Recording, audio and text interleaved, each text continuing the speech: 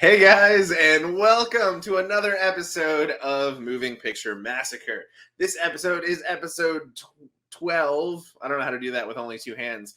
But we're super excited to do this episode, and because it's a day we get to hang out with you guys. And that's the funnest part about this, is watching a movie and talking about it, and hopefully you guys have some interest in these movies after you hear us talk about it, or shit on it, or whatever we may do. This is a 1981 release of a sci-fi movie, and Ricky found this movie. So, Ricky, I'm going to let you explain what it is. All right, today's movie is Outland, starring Sean Connery. And as we do in every episode, I'm just going to read the back of the slipcase, give you a general idea of what it is before we go in and just either tear it apart or praise it. You'll figure out eventually. Okay, so Io, Jupiter's innermost moon, is the godforsaken site of Con-Am 27, a mining colony and high-tech hellhole populated by the same breed of misfits and losers that once roamed the dusty streets of Dodge City. Into this terrible Tomorrowland walks Federal District Marshal William T. O'Neill, Sean Connery, faced with a series of grisly, frenzied deaths among the miners, and alone in pursuit of the truth. From futuristic filmmaker Peter Hyams, who did Time Cop in 2010, Outland envisions not some antiseptic Eden, but a grim and grimy extension of today's industrialized society. This dehumanization is vividly reflected in the grungy, detailed environments of production designer Philip Harrison and special effects wizard John Stairs, however you say that, Academy Award winner for his work on Thunderball and Star Wars. The spellbinding result is a movie of unexpected pleasures, and that is a quote from Vincent Canby of the New York Times. But all in all, this is your typical sci-fi movie. You can definitely tell it's highly influenced by Star Wars and Alien. This came out, 2-3 years after the first Alien movie? Alien was 78, somewhere around there. But yeah, I was expecting a lot more sci-fi aspects of it, but we'll dig into exactly what it is. For what it's worth, I mean, this movie was a lot better than I expected it to be. I expected it to be absolute dog shit, and it wasn't. So that's much better than what we thought. Matt, what did you think? I actually enjoyed this movie too. I'm not gonna dive real deep into it until we just start discussing what we liked, what we didn't like. But I didn't know what this movie was going to be about. I just seen the cover and the title from the picture that you sent us, and Sean Connery looked awesome in it on the cover. So I was like, all right, maybe this is going to be decent. And I wasn't disappointed by any means with this. I actually enjoyed it. There were some things that I was like, ugh, I'm just kind of getting a little bit sick of this. But it started off with me expecting, one thing, and then it turned into another thing. And then by the end of it, it was just like, all right. I mean, I had fun watching that. So yeah, Tom, what do you think? I enjoyed it overall, very much so, to be honest with you. As both of you said, from the photo of that VHS cover, it looks like it could be very terrible. I didn't really know what to expect. Again, he looks just like a cop or like a prison guard or something like that. And then you read about it, and it's this whole sci-fi story, and nothing gives you that look on that cover at all. Nothing at all. So I was pleasantly surprised. I liked it a lot. To kind of break down the storyline a little bit for you guys, it starts off as him coming to this mining town, whatever you want to call it, and he is the new what's that word? Marshall. Thank you. I was gonna say sheriff, and I was like, that is incorrect. He's the new marshal. Everyone kind of, it's a new guy, new cop. You kind of get the you're a dick kind of vibe from a lot of people. But he finds out there's some things going on and takes it upon himself to correct those situations, and no one has his back, and doesn't matter because he's Sean fucking Connery. So he takes care of it throughout that entire movie and comes out at the badass like you would expect out of a Sean Connery movie. So I enjoyed it a lot. There was some very cool deaths in the movie right off the bat, and it didn't. There was, in all honesty, one death that was pretty terrible, but otherwise they were all really neat. I'd like to see if you guys know which terrible death I'm talking about, but we'll get there. So yeah, overall, I enjoyed the movie a lot, and so Ricky, I'm gonna let you start telling us some things you liked about the movie in general. All right. Well, I have a feeling that I'm going to steal one from you right here because you already talked about some great deaths. I really enjoyed the head explosions. Granted, they were not on the same level with Scanners or Maniac, but I mean, Maniac, that's Tom Savini. So what do you expect? And Cronenberg, you can't beat a Cronenberg head explosion. But these were interesting. I like how the heads just kind of stretched out and then just busted everywhere. But those were solid. Trying to think, because there really wasn't much that really stood out that I was like, fuck yeah, I love this. And there wasn't much that stood out that said, oh, I hate this. It was just kind of I don't want to say middle of the road because I'd put it a little bit higher than that. But yeah, the head explosions were the main thing that stood out to me. Matt, anything that stood out to you that you want to bring up? Yeah, the head explosions, like you just said, I want to touch on that a little bit more. I enjoyed that they were inside of an astronaut's helmet. And you would get that stretching, like you said, and then it would pop, but you would see it splash against the glass sometimes. And that was really cool to me. I really, really enjoyed that. Um, I enjoyed the whole, I guess, atmosphere of the movie as well. Atmosphere, we're in space. But I meant like just in general in the mining town that they're in. It had an alien type vibe to it. I think they, given the time this movie was made, and Alien was the same way. They took normal technology and made it look way cooler than it should have in 1981. And it was futuristic. And are they on, what was it? Jupiter? Jupiter's moon. Jupiter's moon. So yeah, given that, I mean, the whole like visual aspect of the movie, given the time, was great, and I enjoyed that too. The story as well. I like the story. I thought it was one thing at first, like right at the beginning with the first kill, where he's like spider, spider, and I was like, oh, there's aliens in this. Like this is gonna be awesome, and there's not. And it went right into a space crime movie, and I was like, okay, I don't know how I feel about this. And then I enjoyed it too. So it was just fun to watch. But yeah, Tom, what'd you have? So as we were talking about with some of those kills, the whole, you kind of have the idea that they're either hallucinating things, especially when they talk about the spiders, and then the next person you see, he walks into an elevator without a suit on, goes down in the elevator, and obviously you're supposed to have a suit on at this point in time where you're going, and so the lack of air or whatever it may be kind of like imploded his body. And so when he gets down to the bottom and the door opens, you just see this like blown up dude with his guts everywhere. And so you're kind of trying to figure out if it's like a mental thing or, what it may be. And it just turns out that these guys are just all hopped up on drugs so they can work faster. They're on like space meth or something. And it's making them do crazy stuff. And so there was some cool parts. There was cool deaths. The story was good overall. I never felt like it dragged on or anything like that.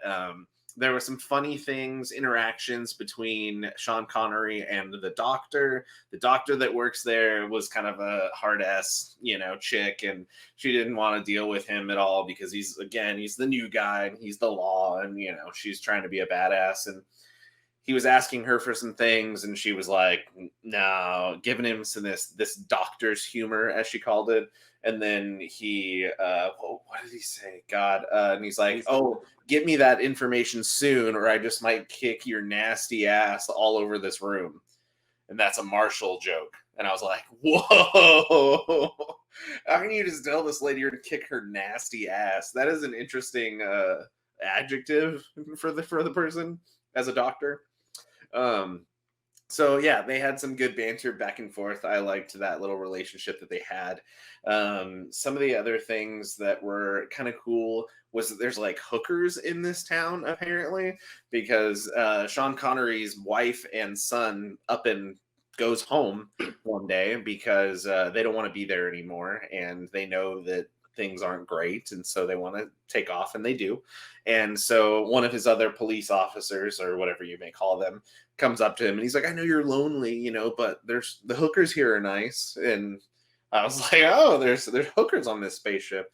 And you find out there's a sweet nightclub, and there's like naked people in the nightclub that look like they're doing it under those lights. So you get free sex shows apparently. And it was the future, so that's normal. Or or if you go to Amsterdam, that's very normal as well. But yeah, there's it was good. There's a lot of great things. The only 100% the only thing that I looked at, and I don't even want to say that I disliked it, but I watched it and I went, was a death where a man gets thrown out into space and just kind of pops.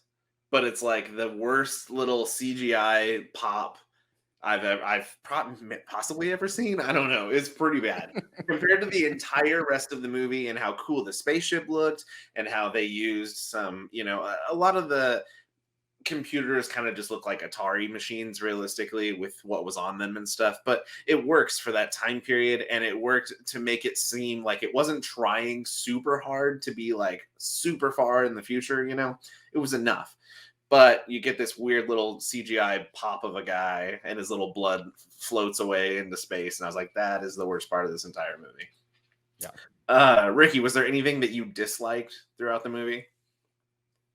Before I dive into what I disliked, I did want to touch on that dynamic you mentioned between him and the doctor, Dr. Lazarus, because the whole time I was watching their back and forth, like the best way I could describe it is like when an unstoppable force meets an immovable object, because neither one of them wants to cave to the other, and they're just like, no, we're doing it my way. She's like, no, we're doing it my way.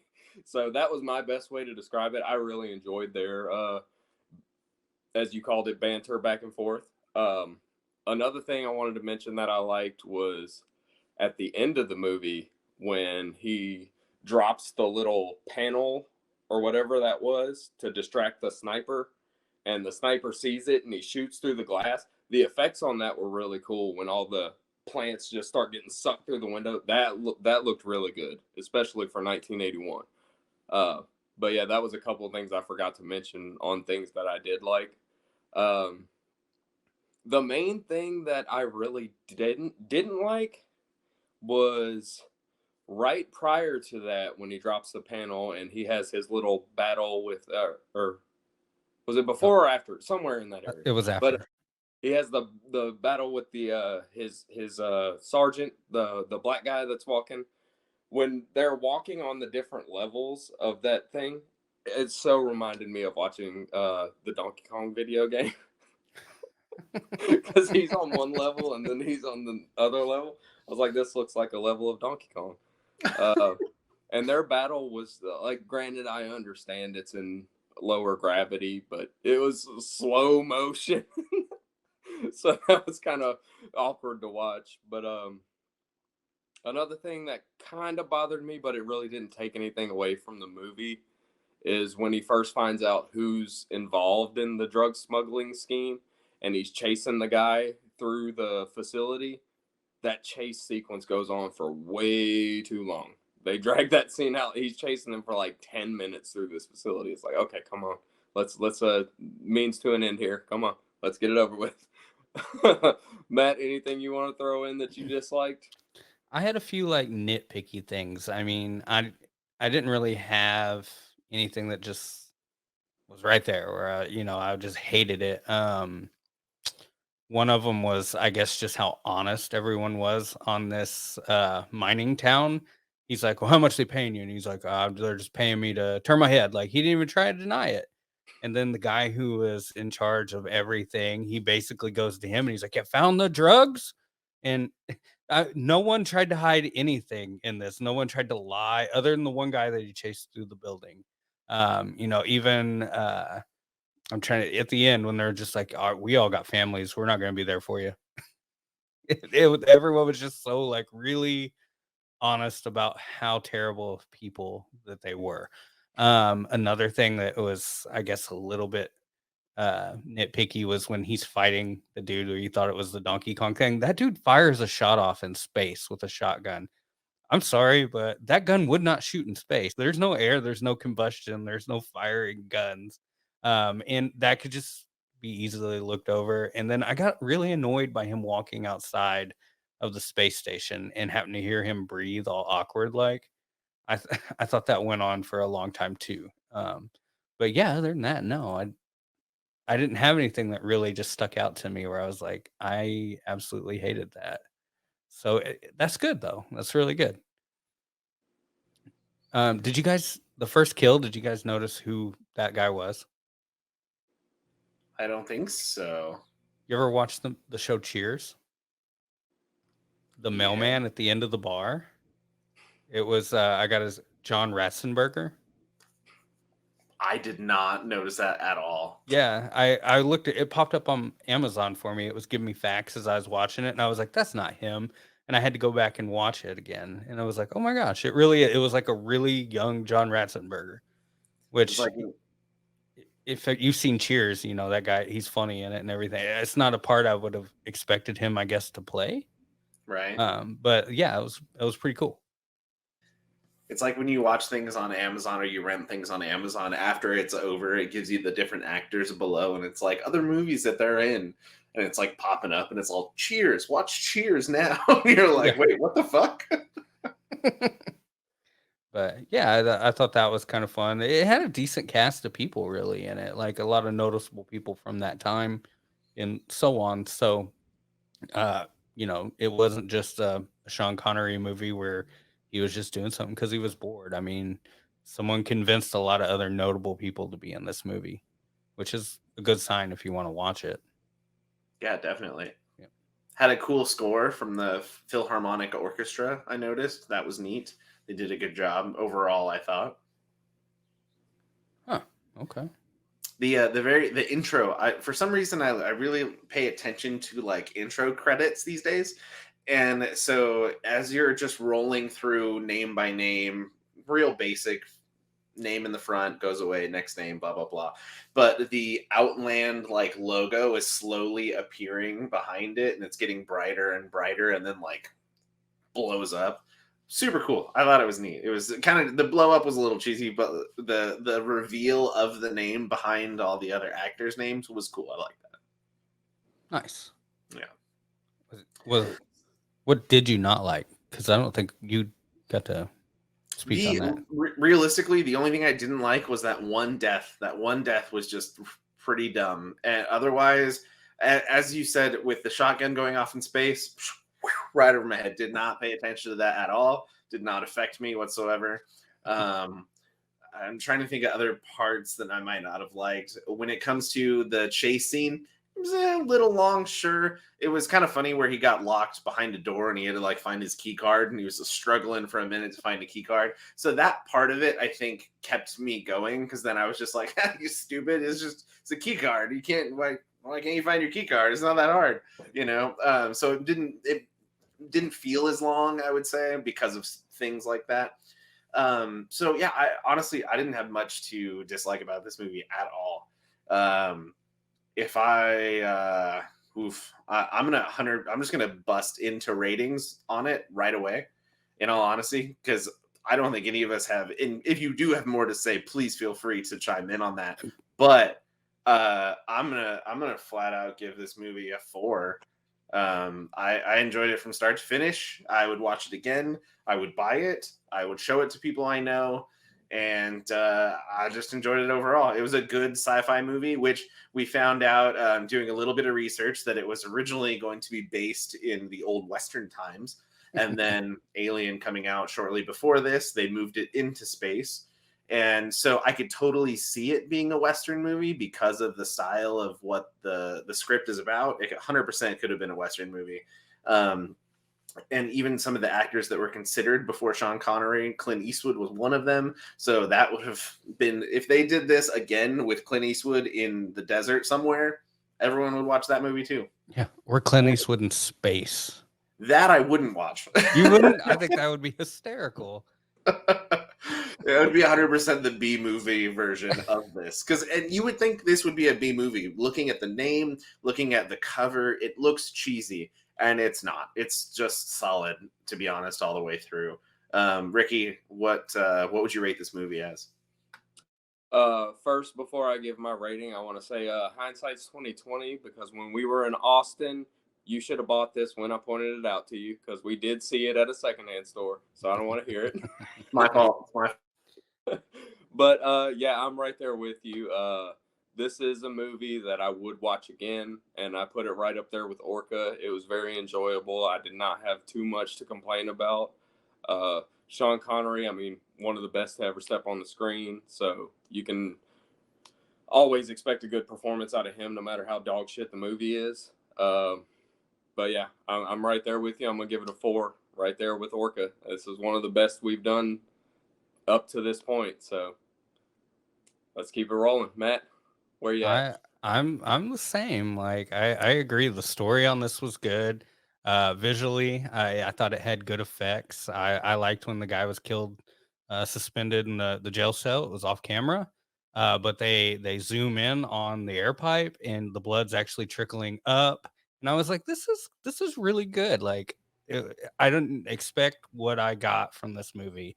You can rent it on Amazon for $3.99, and I don't feel like I was ripped off. So yeah, I mean that says a lot. If you can tell by the stuff that we kind of complained about how good this movie is, because it's stuff that you really have to like think about and focus on and be like, yes, I noticed that, and I barely noticed it, but I'm going to complain about it. And I'm sure there are more stuff in there, but it was nothing that's obvious, I think, to most people, which is a good thing when it comes to watching movies. So yeah, 4, easy, all day. Beautiful. I'm glad that we're all on that same page. I kind of wanted us not to be, because I wanted to be like, screw you. No, this movie's great. Because I was really, with as much as we do this at this point and how much Ricky hates everything, I just kind of assumed it would kind of end up that way. But I'm glad it didn't. I was going to say 2 for 2, but we do have an episode coming out, but right before this that you haven't seen yet, which you probably will now that you've watched this, because there's an order to these things. But the cool thing about all these episode things is that we still have a list of movies to watch. And right now we're going to pick the next one. Woohoo! Shuffle the options. Yeah, shuffle. My phone vibrated and decided to shuffle. So it looks like we have 1, 2, 3, 4 movies still on a list that we created a little while back. There is at least one of mine, one of Matt's, and 2 that Ricky has picked. So he knows. All right.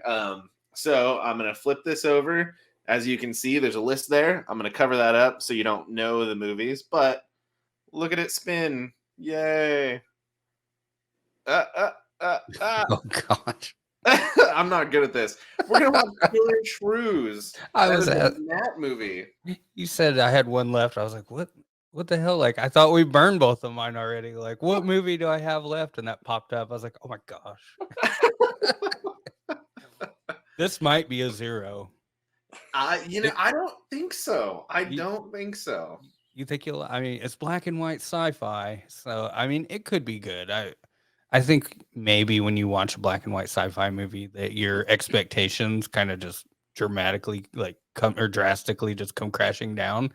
But yeah, we'll see. And I don't even think it's. I think on Standby, I've got a 5-star. Ooh. You know which one I'm talking about. One I'm talking about. I think I've got a 5-star. And I don't think we lower our expectations when it comes to like black and white sci-fi. I think you just know what you're getting into.